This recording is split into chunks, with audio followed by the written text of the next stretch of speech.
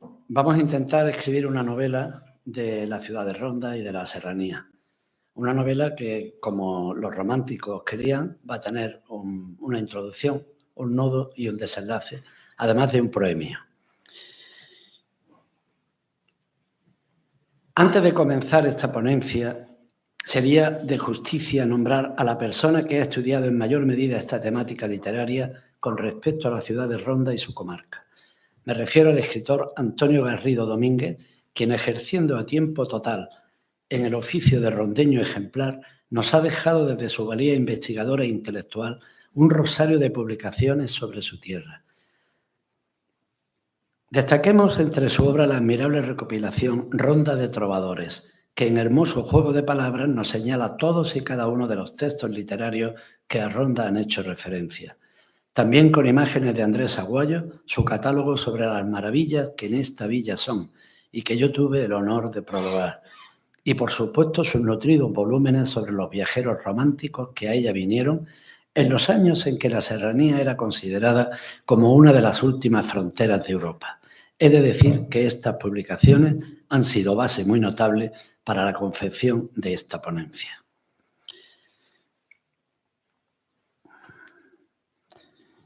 Al comienzo de la carretera que trepa desde San Pedro a Ronda había un panel expuesto a la izquierda donde podía leerse: «Está usted rondando la belleza». Tan feliz frase fue sustituida después por otros eslóganes de diferente naturaleza, pero pienso que el primero nunca debió ser abandonado. Y es que hay lugares en el mundo que con solo pronunciar su nombre vienen a concitar en nuestro pensamiento una serie de potentes sensaciones que luego permanecerán indelebles en nuestra memoria. Así nos ocurre al pensar en Florencia, en París, en Toledo, en Cusco, en Marrakech, en Jerusalén, en Nueva York. Esas ciudades, por citar algunas de aquí y de allá, nos seducen al pronunciar las culturas, monumentos, luces, planos superpuestos, dinastías, religiones, historias, pasados y presentes. Y como he dicho en alguna otra ocasión, tal ocurre con nuestra Ronda, que aún en su pequeñez, su pronunciación sola concita por sí misma la idea de encontrarnos ante una ciudad distinta, singular, un fin de ruta en un territorio que expele, como decía Ferrero Lemparte, el biógrafo de Rilke, un efluvio cósmico, muy difícil de explicar, pero que está siempre presente, tal vez a causa de encontrarse de antiguo tan aislado, tan escondido, tan incólume y por eso tan auténtico. A Ronda no se llega con una guía turística en la mano, sino más bien con la cabeza llena de leyendas y de fabulaciones iconográficas. ¿Quién no ha imaginado esta ciudad antes de visitarla por primera vez?, se pregunta Felipe Benítez Reyes. Ronda además posee un nombre eufónico, rotundo, bisilábico, pleno, muy simple, que define de por sí una ciudad, siendo interpretado poéticamente por Juan Ramón a base de aliteraciones. Ronda, alta y honda, rotunda, profunda, redonda y alta. O la más explícita de William Augustus Milman, cuya famosa novela La cruz del camino, objeto de un pormenorizado estudio del cronista Faustino Peralta, supo mezclar de forma admirable realidad y ficción. Decía Milman: Ronda, qué hermoso nombre cuando sale completo, suave y redondo de la boca de un español. Qué lugar tan extraño, romántico, montaraz e indescriptible es en realidad. Una ciudad mimada por la madre naturaleza y ungida por la historia que desde el medioevo ya concitaba admiración aún en su insignificancia, como podemos leer en Al-Mutamud, ese rey poeta de la taifa sevillana, quien clamaba en su destierro del Magreb por la muerte de sus hijos, que reposaban bajo aquellas estrellas, ornato del mundo, el uno en Córdoba, el otro en Ronda. Poco antes, su padre, el enérgico Al-Mutamid, la había arrebatado de los Banu Ifrán, declarándola incontestable e imprescindible para su causa, porque era, según él, la perla de sus dominios. El poeta Abu al-Fida, por su parte, imaginará Ronda como una egregia y encumbrada ciudad a la que las nubes sirven de turbante. Otros poetas más hablaron de Ronda y otros escritores, Al-Razi, Ibn Battuta, Al-Himyari, y poetas andalusíes rondeños fueron en los siglos posteriores Abul Beka Salid al-Rundi y Abu Abdallah Muhammad ibn Abad, uno creador de casidas estremecedoras por la decadencia del Islam, precedente de algunos críticos de las famosas coplas de Manrique, y el otro un místico asceta que vivió y murió en Fez. Ejemplos son de cómo en aquella pequeña ciudad fortificada ya corría por las calles las venas de la brillante escritura andalusí, la sangre. Por el lado cristiano, las referencias a Ronda se limitan a romances de frontera, lo que no es de extrañar hallándose Ronda en la misma frontera de los contrafuertes, de las llanuras que la rodeaban. Para nosotros el más bello romance es el que hace referencia a los amores no correspondidos del alcaide de Ronda, preso en una algarada por don Manuel Ponce de León. Este hombre, enamorado de la bella rondí Fátima, al final, llena de compasión por las desgracias del alcaide a quien no correspondía, cambió de parecer y tornó su amor, declarándosele en una emotiva carta que se ha transcrito con estas quintillas. Y en prueba de lo que digo, si permitido me fuera partirme a ser prisionera, en fe de serlo contigo, luego al punto me partiera. Ronda y sus serranías vuelven a ser objeto literario durante los siglos XVI y XVII, los más fecundos de las letras hispanas. Hay a comienzos de siglo varios romances dedicados a la Rota de Sierra Bermeja en marzo de 1501, donde mueren don Alonso de Aguilar, alcaide de Antequera, y don Francisco Ramírez de Madrid, secretario de la reina Isabel, con no menos de 80 de sus mesnadas. Hay un romancillo, del que leo el siguiente fragmento. En ti los paganos hallaron ventura, tú de los cristianos eres sepultura, tinta tu verdura de tu sangre vi, y el bien que tenía en ti lo perdí. La Rota del Calaluz fue posteriormente muy comentada por los sucesivos cronistas de ese siglo. Uno de ellos es Fernando Reimoso y Malo, de noble raigambre a partir de una familia de regidores y caballeros maestrantes. Llegó la noche y los dos capitanes, se refiere al conde de Aguilar y al conde de Ureña, comenzaron a subir la cuesta. Fue tanta la lluvia de flechas y más las tormentas de las botas grosas de piedra que horadadas y clavadas en las puntas de vigas como bolas encadenadas bajaban de lo alto, que en brevísimo rato vio su ejército roto, los hombres y los caballos fechos pedazos. Allí murió toda la flor de la nobleza de Andalucía. Salvóse malherido don Pedro de Aguilar, hijo de don Alonso. Retiróse cuerdamente el conde de Ureña, habiendo peleado como buen caballero, aunque la libertad española no se negó a sátiras y cantares. Y hay una descripción puramente novelada del Simón de Zamora, cura de Genalguacil. Mira que soy don Alonso de Aguilar. Y el moro replicó, pues yo estar el gran fer y deben estepar, y aquí el alma echar. En cuyo sitio, haciéndose fuerte resguardado por las espaldas con las encumbradas y fragosas peñas de las faldas de la sierra, no pudiendo vencer el valor de tanta multitud de bárbaros, le quitaron la vida a pedradas, no pudiendo ninguno de ellos vencer su valor cuerpo a cuerpo. De entre todas las crónicas, que son numerosísimas, esta de don Diego Hurtado de Mendoza, en un bellísimo castellano de la época. Montaña áspera y difícil, de pasos estrechos, rotos en muchas partes y atajados con piedras mampuestas y árboles cortados y atravesados, aparejos de gente proveída. Del elenco de poetas y escritores de Ronda posteriormente y en estos siglos, y también en aquellos que sin ser de la ciudad se refieren a ella en su obra, anotaremos algunos.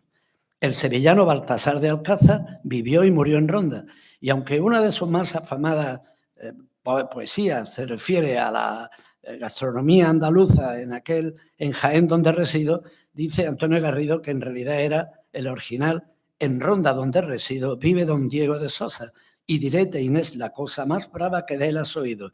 La mesa tenemos puesta, lo que sea de comer juntos, y el vino y tazas a punto, pues comiéncese la fiesta. Y luego prosigue con una retahíla de platos que han pasado al ancestro culinario.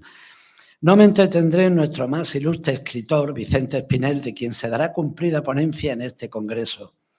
Sí lo haré en las referencias por parte de sus contemporáneos escritores, como el propio Miguel de Cervantes, quien dice siempre admirarlo. Del famoso Espinel cosas diría que exceden al humano entendimiento. No digo más, sino que al cielo aspira, ora tome la pluma, ora la lira, haciendo referencia a la doble condición de músico y poeta.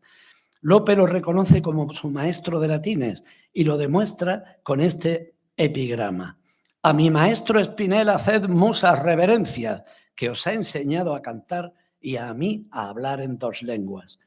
Y en un soneto laudatorio, Lope canta con su habitual maestría a la tierra de su amigo en los tercetos de un hombre serrano que convirtió el Espino en palma. Hónrese bien de sus montañas Ronda, pues hoy su espino se convierte en palma. Cisnes del Tajo, dad aplauso y calma. Luego Lope, en la comedia La moza del cántaro, saca como protagonista, en homenaje seguramente a su maestro, a doña María de Guzmán y Portocarrero, que se tiene que ir a Madrid por una serie de circunstancias y que termina, como en casi todas las novelas de Lope, casándose con un hidalgo y acabando un drama en verdadera comedia. Hay un científico excepcional en esta época en Ronda, que es Diego Pérez de Mesa. Perdonen que no lo cite a todos, pero hay muchísimos, tengo que ir escogiendo porque el tiempo aquí vuela. Dice este hombre: son de natural los ingenios en esta ciudad de Ronda, muy inclinados a la historia y a las letras humanas. También poseen una gran aptitud a las matemáticas y a la astrología. Rodrigo Caro, el célebre glosador de las ruinas de Itálica, fue quizás el primero que nos describe las de Acinipo.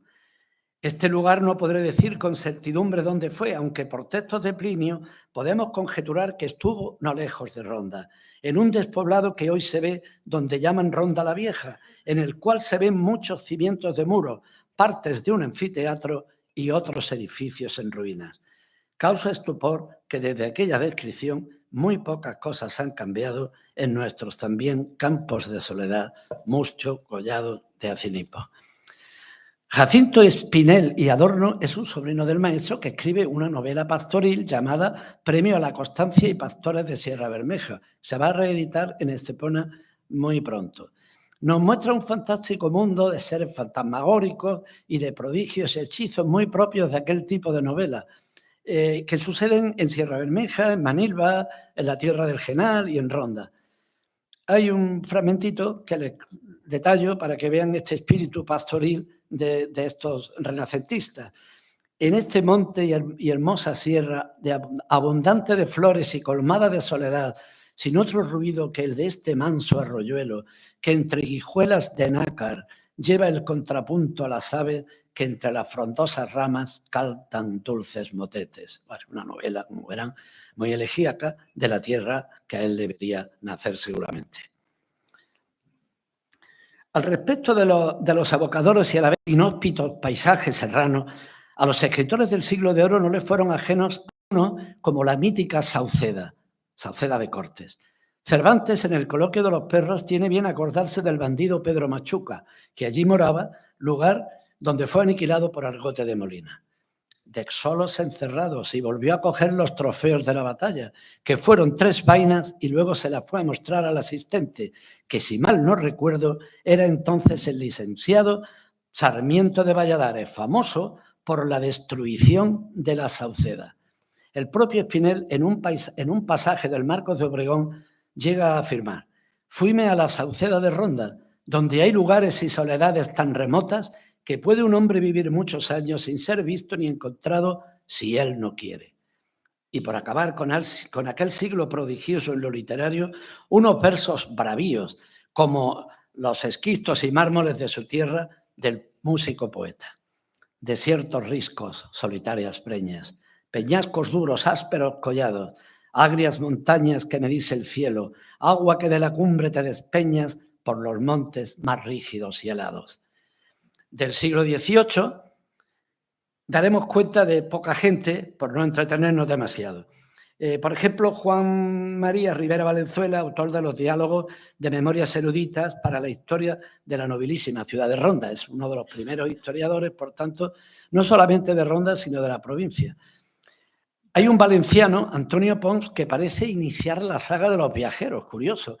Tiene incluso una curiosa errata cuando llama al puerto del viento el puerto del vientre. Escuchen. Sigue luego otra gran cuesta que llaman del Vientre, de cuya eminencia se descubre la ciudad de Ronda y otros pueblos sobre la derecha, que son Arriate, Setenil de las Bodegas, Alcalaejo, Fuente del Espino y a mayor distancia el castillo de Morón, que apenas se ve. Y de ese mismo tiempo Nicolás Fernández de Moratín escribe una canción a Pedro Romero, torero insigne, en una versificación y forma enormemente compleja que nos recuerda la rigidez de aquellos poetas de los poemas grecolatinos. Un poema lleno de reminiscencias mitológicas, etcétera, que seguramente creo yo que tuvo que traducirle luego al bueno de Pedro Romero. Un fragmento simple. Tu anciano padre, el gladiador ibero, que a Grecia, España opone, con el silvestre olivo coronado, por quien la áspera ronda ya se pone sobre él y si el ligero a sopo el raudo curso ha refrenado, cediendo al despeñado Guadalevín, que es una escritura típicamente dieciochesca. Y para acabar este capítulo de los epígonos sobre Ronda y su tierra, hablaremos de William Dalrymple, autor de Un viaje por España y Portugal, que se edita en 1774. Para Garrido es el epígono de todos los viajeros que vienen ya desde Gibraltar. Él relata la fragosidad, la dificultad de no encontrar alojamiento, la dureza, el miedo que pasa, que estuvo a punto de volverse y si no lo hizo, dice él, fue por evitar las burlas de sus compañeros de guarnición en Gibraltar.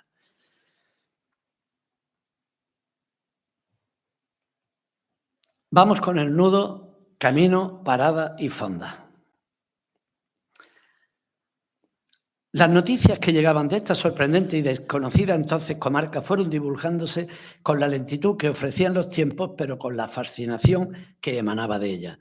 Era un camino difícil, incómodo, sin apenas alojamientos que no fuesen infames figones y míseras posadas. Todavía a principios del siglo XX, el geólogo Domingo de Rueta afirma que en el Valle del Genal no existe la rueda, que es lo mismo que decir que no existía ni un mísero camino carretero.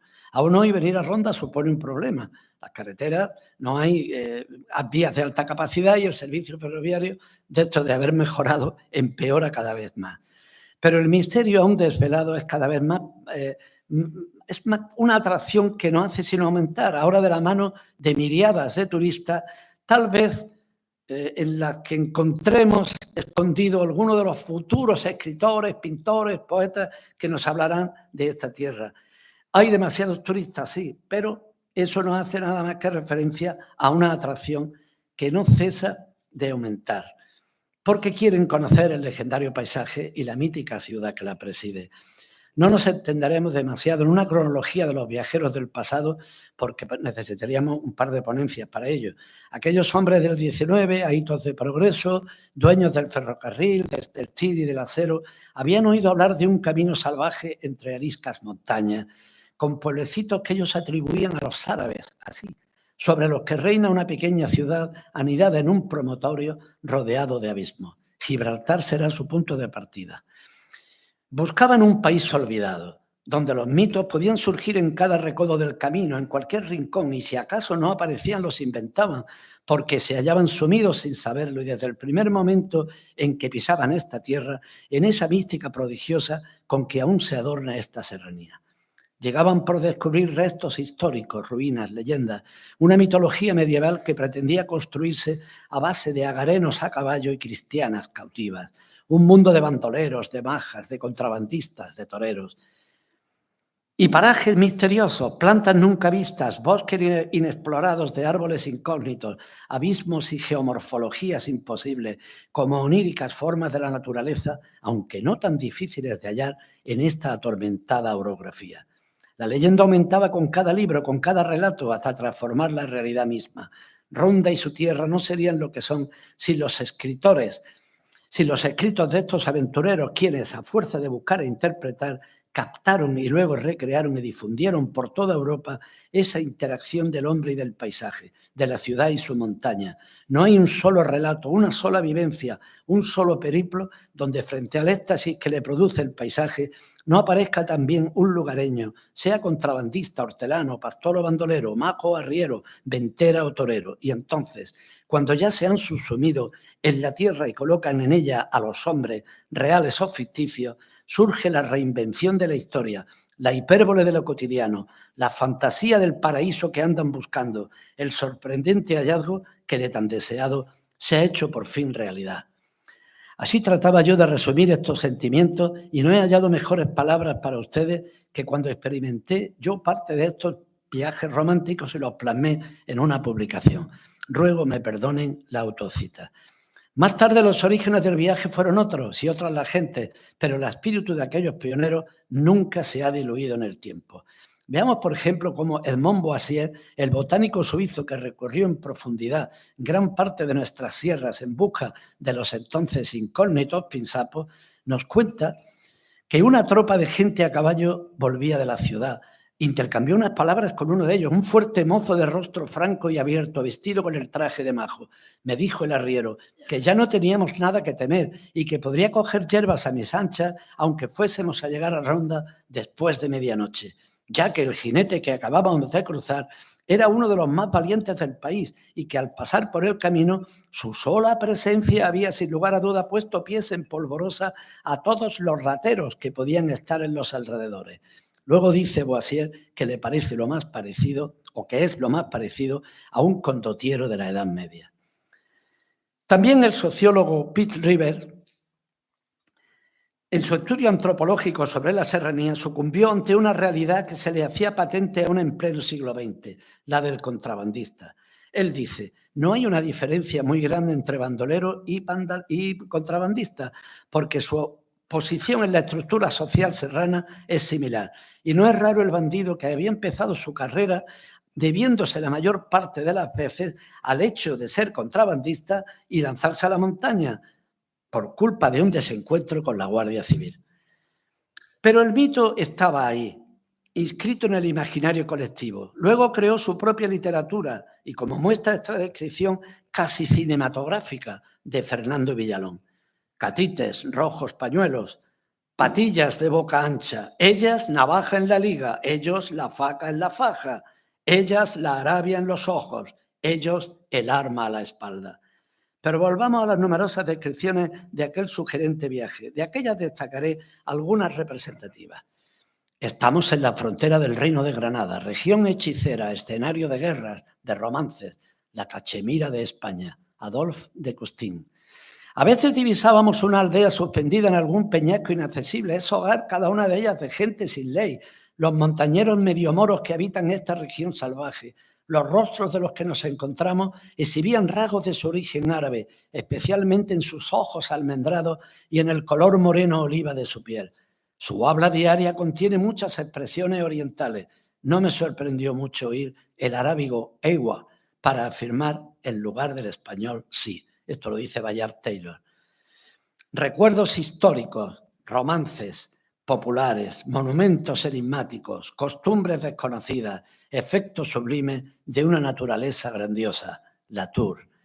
Ya salvaje, ya grandiosa, inspira esta cadena de montañas una especie de terror poético con sus majestuosos bosques de encinas, alcornoques y castaños, sus sombríos y profundos barrancos, sus torrentes que se precipitan con estruendo de precipicio en precipicio. Dosi. Y como representación de las atrevidas viajeras, Lady Emmeline Stuart Wortley señala: unas tras otras, colinas desafiantes, rocosas, se alzaban contra el cielo. Los profundos valles entre ellas surgían cubiertos de castaños, olivos y bosques de alcornoques, mostrando una sombría apariencia, como si la luz que nos llegaba fuera crepuscular en vez de perteneciente a una soleada mañana. Richard Ford nos hace un perfecto compendio de la interacción serranía-Ronda. Todos mis amigos de Gibraltar me aconsejaron vivamente que no me aventurara a volver a territorio español. No les hice caso y me dirigí a Ronda a través de una región salvaje y montañosa llena de contrabandistas y bandidos. El viaje a caballo fue sorprendente. Las ciudades de nombres moros, colgadas como nidos de águila en pináculos casi inaccesibles.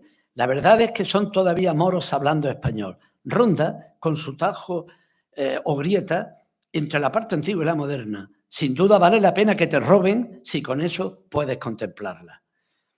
Washington Irving nos inicia en un bello fragmento de estilo muy actual el viaje de vuelta desde Ronda a Gibraltar. A las 8:15 de la mañana salimos de Ronda, llueve. Un hombre en un burro nos previene que tengamos cuidado porque ha visto gente sospechosa por los caminos. Subimos después al escabroso puerto de Arrebatacapas, senderos solitarios que dan vueltas por un escenario salvaje, vista lejana de Ronda. Masas de niebla avanzan restregándose contra profundos precipicios. La niebla nos ciega. Después rayos de sol que muestran un paisaje abrupto de quebradas sierras, jugando con la niebla, retazos de verdor, montañas en declive, lluvia, olivos, castaños, nítida perspectiva desde la cumbre de la montaña, flotante mar de nubes. Es el menos romántico de todos los que he citado. Es una literatura realmente moderna, ¿no? Y Alastair Boyd, que hasta hace bien poco ejerció su oficio de ser británico en su modesto predio de la Indiana, acertó con la contraposición Ronda-Serranía. El otro mundo sobre el que Ronda mira es muy diferente. No es el mundo del que está al margen y al cual le gustaría pertenecer. Esto es, el mundo del turista. Este otro mundo es uno mucho más viejo, un mundo que cambia lentamente, del cual Ronda, lo quiera o no, es su punto focal. Es lo de Antonio Garrido, otra vez citado, Ronda de la Serranía, en vez de Serranía de Ronda.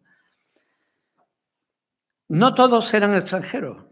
Un aspecto más prosaico, nuestro Pío Baroja relata la penosa realidad de un maestro, como curiosidad, en las cortijadas y pueblos serranos. Era un maestro de escuela, siempre andaba de pie. Aquel hombre vestía peor que cualquiera de nosotros. A aquel pobrecillo le bastaba para vivir una planilla de aceite y un cuscurro de pan. En las gañanías enseñaba a leer a los braceros a la luz de un candil. Don Juan Valera, que ideó a una señorita rondeña como protagonista de su novela Las ilusiones del doctor Faustino, dice, en su mocedad había sido contrabandista, que yendo y viniendo de Ronda a Gibraltar y de Gibraltar a Ronda, con su potro corredor y su trabuco naranjero, había llenado aquella ancha zona de su alto nombre y sus épicas hazañas. Menéndez y Pelayo nos pondera la fitna de Humarin Habsún, el muladí que desde el más rancio irredentismo serrano humilló al poder cordobés desde la inexpugnable Bobastro. Los montañeses de la serranía de Ronda, así renegados como cristianos, levantaron después la cabeza y Umar ibn Hafsún, el Pelayo de Andalucía, comenzó aquella heroica resistencia, menos afortunada que la de Asturias, pero no menos gloriosa. De los innumerables periplos y descripciones de los viajeros españoles, pero más actuales, que pasearon bajo las altivas montañas y los enfurecidos cielos de Ronda, como los define Luis María Anson, me quedo con este fragmento de Luis Bello describiendo la Sierra de las Nieves. La Sierra de las Nieves es mucho más dura que el parque del Hotel Victoria, contra el sol, contra el frío. He probado ya sus armas. Pero esta vez la serranía de Ronda no quiere mandarnos una buena tormenta y se reduce todo a torbellinos, tolvaneras y cuatro gotas. Cuando empieza a serenarse el viento, el pinsapo queda inmóvil. Es cuando empezamos a admirarle como algo monstruoso, compañero de las especies desaparecidas. Dionisio Ridruejo, desde la melancolía y el desgarro del forzado exilio a que le llevó su incólume honradez, pasea su dolor. Sobre el blanco camino, reptando desde Ronda a Grazalema, salva los campos de labor, se pierde hacia las duras piedras. Montes quiebran el cerco de los montes y con la luz mi corazón se aleja. Y tal vez con reminiscencias de Mérimée y el romancero de Lorca, Camilo José Cela nos rememora esta curiosa escena ensangrentada con un romance. ¿Quién te ha visto y quién te ve? Antonio Reyes Carmona. Gitano de tanta ley no queda en España toda. La noche apagó su luz sobre los tajos de Ronda y el búho de mal agüero silbó su silbar a solas.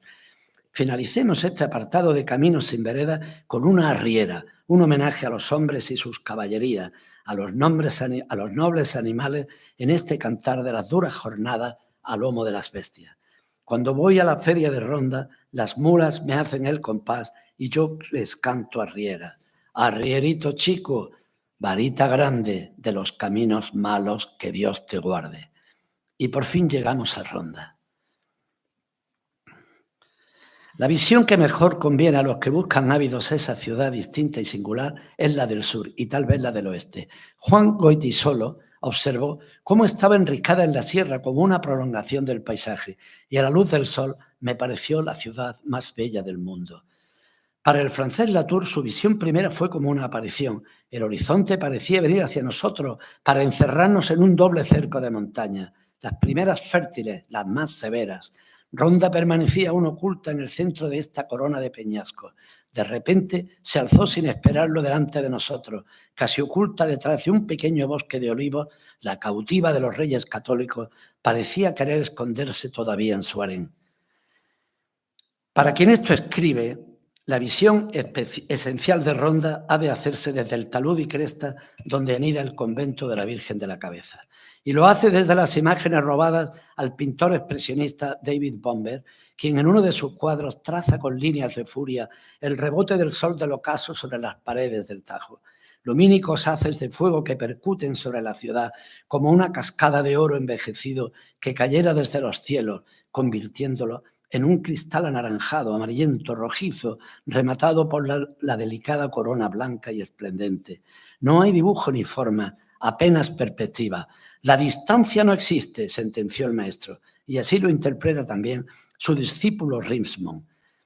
Observa la tremenda presencia de Ronda, físicamente integrada en la inmensidad de sus montañas y la intensidad de sus luces. Esta sensación de vivir en equilibrio sobre un soporte titánico de roca pura es compartida por el poeta Pérez Clotet, que consideraba a Ronda como abismada en un cataclismo perenne. Para Felipe Benítez Reyes, el poeta gaditano, él rememora en aquel fastuoso y conocido de Jonathan Swift para el periplo del doctor Lemuel Gulliver. Él decía, como en la novela, que Ronda es una gran roca ingrávida. Phyllis Starr, el diseñador que ha creado recientemente el edificio para la Almazara Lorganic, pretende en su obra rendir homenaje al aceite y a Ronda, esa piedra que Dios dejó caer en medio del Tajo. Y ese otro sensible poeta, el cordobés Pablo García Baena, trata de definir un encuentro que devino en sorpresa indescriptible. Como si tuviera que concretarla al modo de una postal que se envía a un amigo, resume: blanca en la dicha de tu cal insomne, ronda del aire, de la luz y el lirio, umbría en la nostalgia de tus huertos, a ti te canto. Serenidad de piedra entre el abismo, mármol en vilo de sollozo y luna, columna de equilibrio en la ruina, ala entreabierta. Y una vez en Ronda hay que calzarse las botas para concluir nuestro particular sueño, que no se trata sino de iniciarse en los caminos de la ciudad y las que ella nos sugiere, para a través de ellos entrar en su laberinto. Hay una dualidad imperecedera, la Medina o ciudad, como acertadamente la nombran los orondeños, escuota en límites, sosegada, laberíntica, y la otra, la burguesa diáfana y bulliciosa, el mercadillo, que lo fue entonces y lo es en nuestros días a base de tiendas, comercio y hostelería. Y todo ello separado por los tres puentes, árabe, curtiduría y nuevo, que de manera coherente unieron lo que natura seccionara. Como dice la copla de Moreno Galván: qué bien hicieron a Ronda cuando a Ronda la partieron, ciudad, mercadillo y barrio, y los tres puentes en medio. Alfonso Canales nos inicia en la ceremonia. Tú, la más desgarrada y suspendida, a la orilla del aire, tú del viento, tú que quebrantas moles con aliento, quiebra tu puente y cógeme la vida. Las sensaciones que uno experimenta a partir de la vieja Medina se van sucediendo con los pasos. Pérez Clotet nos indica que no busquemos mayor explicación. No sé qué hondo misterio, fiel Ronda, en ti me lleva, me duele y me acompaña. De modo que lo mejor es dejarse llevar, como propone Luis Launay. Después, si uno se pone a seguir el orden de las murallas, por los senderos que suben y bajan, aparecen en el camino capillas, torres, paternas, casas con balcones de madera, ventanas con rejas, donde cuelgan tejidos de colores vivos, de tonos encantadores, saledizos donde se refugian sombras caprichosas, imprevistas, matizadas de malva y extensamente recortadas. Luis Cernuda intenta entender lo imposible en los tonos de la ciudad. Paseando por Ronda al atardecer, los cipreses, los palacios, todo el aire no lejano de las cortes de Cádiz y un cielo de color inexpresable, ni gris perla ni plata, una sospecha de levísimo celeste que cierta fuerza blanca de luz borraba y compensaba con su inmensa irradiación. James Joyce se asoma a este delicado equilibrio con su aparente caos literario para enredarlo más y culmina su Ulises con este famoso párrafo. Y Ronda, con las ventanas de las posadas y los ojos que espían ocultos detrás de la celosía para que su amante bese las rejas y las tabernas y puertas entornadas en la noche y las castañuelas, y ese tremendo torrente profundo, y ese mar, y el mar carmesí a veces como el fuego, y las gloriosas puestas de sol y las higueras en los jardines de la Alameda, sí, y todas las extrañas callejuelas y las casas rosadas y azules y amarillas y los jardines de rosas y jazmines y de geranios y de cactus, y todo eso sin una puñetera coma. En fin, casonas nobles, venerables palacios, conventos y claustros del sigilo, iglesias del estuco y la cantería, devotos campaniles y espadañas, estatuas de toreros y hombres ilustres como la semiescondida de Giner de los Ríos, tal vez la más importante de todos ellos. Casas del común envueltas en su cal de siglos. Eugenio Doras afirmaba que esas casitas de Ronda, con sus cierres en la planta baja, parece que crían barriga. Al fin y al cabo, demos la razón a Francisco Garfias cuando afina. Ronda es una sorpresa de fachadas para la nueva luz de cada día. José María Pemán, paseando por Ronda, llega a esta conclusión. En Ronda hay muchas calles que deberían llevar un rótulo turístico, al caos. Pero en Ronda hay calles que llegan a nosotros mismos. El Tajo no tiene compromiso con los guías. Uno se asoma y puede encontrar en el fondo miedo, vaticinios, oraciones o versos.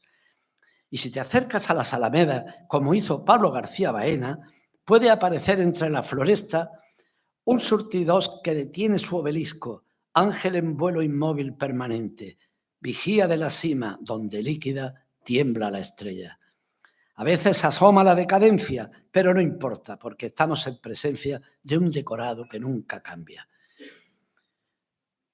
Vemos algunos palacios desalechados, con fachadas que parecen los muros de una gruta, porque las piedras se toman venganza y se desprenden de la cal del mismo modo que las serpientes se liberan de la piel, deduce Benítez Reyes. Si acaso entrara a un palacio de puertas entornadas, tal vez oyendo el murmuro de una mínima acequia, de un jardín suspendido o sobre un patio, con el tedio de los mármoles y sus indescifrables artesonados, podemos evocar con Jorge Luis Borges la rica cultura del Islam, que es aquí en Ronda, en la delicada penumbra de la ceguera, un cóncavo silencio de patios, un ocio de jazmín y un tenue rumor de agua que conjuraba memorias de desiertos. Toca acercarse al Tajo, la herida profunda del agua que juega entre las rocas, el desfiladero que se abre hacia las altas sierras a un lado y hacia la campiña breve al otro. ¿Qué espada dividió tanta hermosura, haciendo de los dos un único tesoro? ¿Y quién a tu corona de rey moro dio esta perla de luna y de dulzura? Nos dice Joaquín Entrambas-Aguas. Es el agua, el corazón y la sangre de la ciudad bajo la roca que late. Paul Bowles llega a Ronda y se sorprende ante la visión de un lugar ciertamente le habían ponderado y que él pondera especialmente en su garganta. De nuevo Pablo García Baena nos lleva hasta el fondo y esta vez para escuchar los misteriosos sones del cante flamenco. Silencio, que hay guitarras junto al río, en corazón sonoro de la noche, y el jazmín tiende sus versos de fiebre si canta Ronda. Tanta poesía del vértigo no hubiera sido posible sin ese otro poema de la piedra que Martín de Aldehuela hace cuando consigue que el Tajo, el puente, se construya a partir de las mismas molasas que sostienen la ciudad. De manera que viene a ser como una prolongación del paisaje. Y esto también es literatura y de la buena. Y llegamos a la Plaza de Toros. Voy a ir un poco más rápido ya. La Plaza de Toros, ¿qué decir de ella? Pues fíjense que se cumplen 450 aniversarios de la fundación de la Real Maestranza y más de 200 ya de la plaza. Lo que hay que decir es que Es toda nobleza. Como dije en alguna ocasión, detrás de cada una de sus columnas hay un poema. Fíjense, columnas, arquerías y balaustres, refulgen dinastías, fastos ilustres, nos dice Gerardo Diego. También Hemingway viene por aquí y en un ejercicio de epicureísmo, en su novela La muerte en la tarde nos relata cuestiones muy dramáticas que nos pegan ahora, pero él, que es un gran epicuro, dice que la ciudad entera y sus alrededores son un decorado romántico, bellos paseos, buen vino, excelente comida, nada que hacer. Y Hemingway, que reposa la casa de Antonio Ordóñez, pues fue también un admirador de Ronda, y él con su cine, no con poesías, pero era un hombre que difundió la ciudad, sobre todo en Estados Unidos.